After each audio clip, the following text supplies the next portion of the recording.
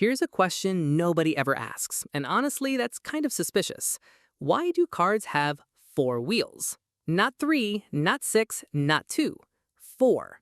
You've driven cars your whole life. You've seen thousands of them, and I'm willing to bet you have never, not once, stopped to wonder why every single one of them has four wheels. It just seems obvious, natural, like that's just how cars are.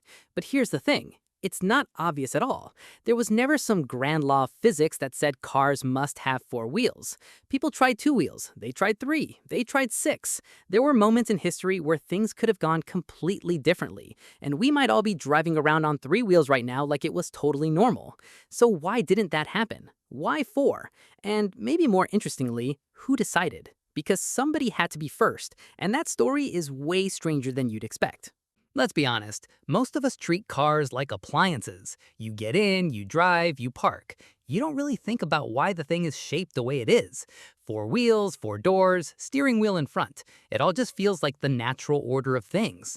But cars weren't always this way. The first self-propelled vehicles looked absolutely nothing like what you drive today, and the path from weird steaming contraption to the Toyota Camry involved a lot of failed experiments, strange detours, and decisions that, at the time, weren't obvious at all. The four-wheel layout we take for granted, it won. But it had to beat something, and understanding what it beat and why it won tells you a lot about how engineering, physics, and honestly just human stubbornness shaped the world we live in. So let's go back, way back, to before anyone even knew what a car was. The year is 1769. There are no highways. There are no gas stations. There isn't even a word for automobile yet.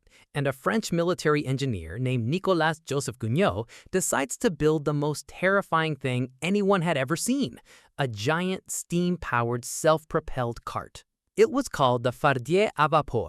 Translation, steam cart. It weighed almost 3 tons, moved at about 2.5 miles per hour, and had to stop every 15 minutes to build up steam pressure again. And here's the first wild detail. It had 3 wheels. One big steam-powered wheel in the front, 2 wooden wheels in the back. The whole boiler sat out front over the single steering wheel, which made it incredibly front-heavy and almost impossible to steer. In fact, Guignot reportedly crashed it into a wall during one of its first demonstrations. Some historians call it the world's first car accident. The man invented cars and car crashes in basically the same week.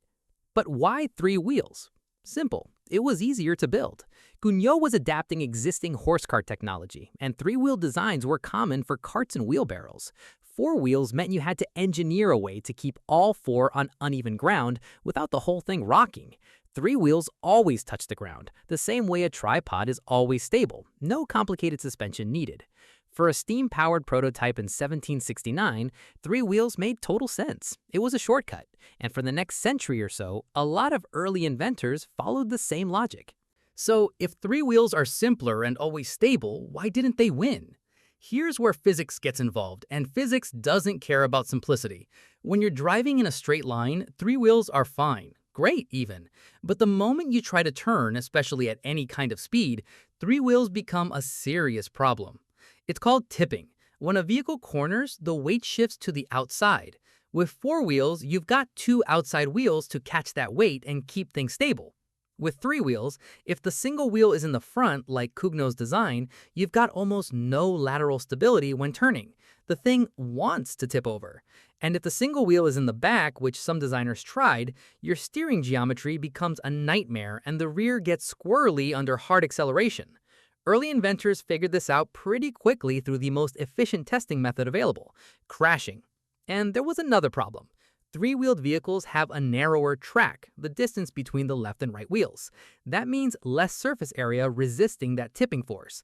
The faster you go, the worse it gets. For a steam cart doing 2.5 miles per hour, fine.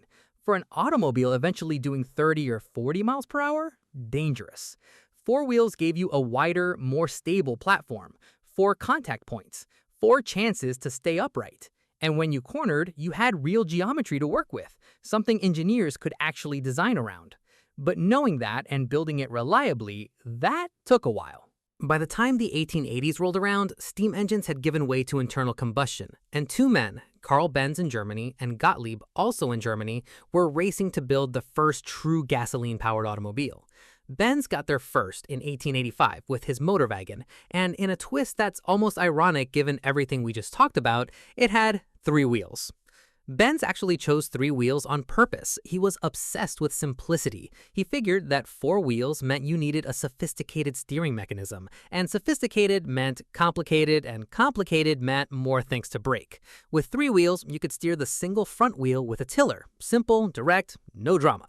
The Motorwagen worked. It was the first true gasoline automobile. It ran. People were amazed. But then Benz's wife, Bertha, took it on the world's first long-distance road trip, about 65 miles from Mannheim to Pforzheim in 1888, without telling her husband, and she reported back with a list of improvements the car needed. Among the problems, the 3-wheel design was sketchy on downhill slopes and uneven terrain. Benz listened. By 1891, he'd introduced the Benz Victoria, a 4-wheel design. He'd figured out how to engineer a proper steering system, using a mechanism that allowed the front wheels to turn at slightly different angles. This is called Ackerman's steering geometry, and it's still the basic principle behind how your car steers today. That was the turning point. Once Benz, the man who literally invented the car, switched to 4 wheels, the industry followed. Okay, so 4 beats 3, but here's the next question. Why not more than 4? Why not 6? 8?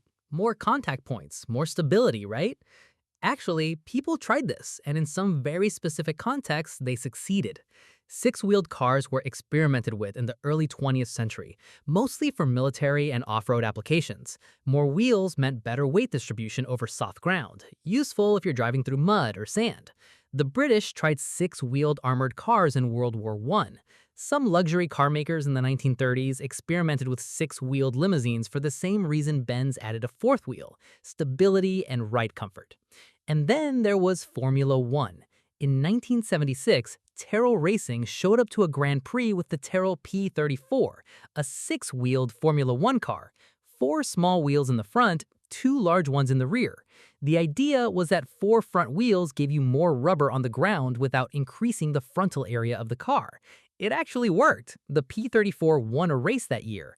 And then the rulebook was changed to ban it because Formula One apparently doesn't like when someone does something genuinely creative. But here's why 6 or more wheels didn't become standard for regular cars: diminishing returns. Each extra axle adds weight, mechanical complexity, cost, and friction. You need drive shafts, bearings, and brakes for every additional wheel. Beyond 4, you're adding more problems than you're solving, unless you have a very specific engineering challenge that 4 wheels can't handle. For normal road driving, 4 is the sweet spot. Enough stability, not too much complexity. Engineers figured this out over decades of iteration, and the market validated it every time someone tried to sell a 6-wheeled family car and nobody bought it. If you're finding this stuff fascinating, and honestly, how is this not fascinating, consider subscribing. We do this every week, taking questions nobody thinks to ask about cars and following the answers into genuinely weird places. Hit the button, it's free, you'll like it. You'd think after Benz settled the question in the 1990s that would be the end of it. 4 wheels, done, forever, goodbye. But no, 3-wheels vehicles kept coming back like a recurring villain. In post-war America, a man named Preston Tucker, yes, that Preston Tucker, the guy who tried to take on the Big Three with the Tucker 48, briefly considered a 3-wheel design for his revolutionary new car in the 1940s. He ultimately went with 4, but the temptation was always there: simpler, lighter, cheaper. In the 1950s, little microcars called bubble cars swept through a fuel-starved Europe. The Messerschmitt KR200, built by the same company that made fighter planes, with a tiny 3-wheeled egg on wheels with a plexiglass bubble canopy. The Reliant Robin in Britain became something of a national joke, a notoriously tippy 3-wheeler that was classified as a motorcycle on the British law, which meant you could drive it on a motorcycle license. For people who'd lost their driving licenses, it was a legal loophole with a fiberglass body. Absolutely beloved, completely ridiculous. In America, the 3-wheeler dream kept popping up, most recently with the Elio motor saga in the 2010s. Paul Elio promised a 3-wheeled 84 mpg commuter vehicle for under $7,000. Thousands of people put down deposits. The vehicle was perpetually about to launch. It never launched. The company eventually filed for bankruptcy. People are still waiting for the refunds. Three wheels keeps getting reinvented because the logic is seductive, simpler, cheaper, lighter, and it keeps failing for the same reason it always failed. The physics of cornering doesn't care how seductive your logic is. So let's bring it all together, because here's the thing. Four wheels isn't just a historical accident or convention someone decided to stick with.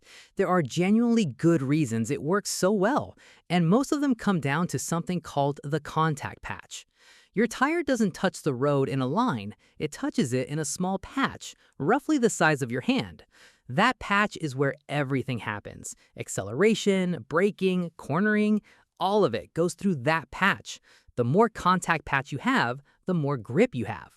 Four wheels gives you four contact patches working together, and the way modern cars use them is kind of amazing. Your front wheels handle most of the steering and a lot of the braking. Your rear wheels handle most of the acceleration in rear-wheel drive cars, or assist with both in all-wheel drive.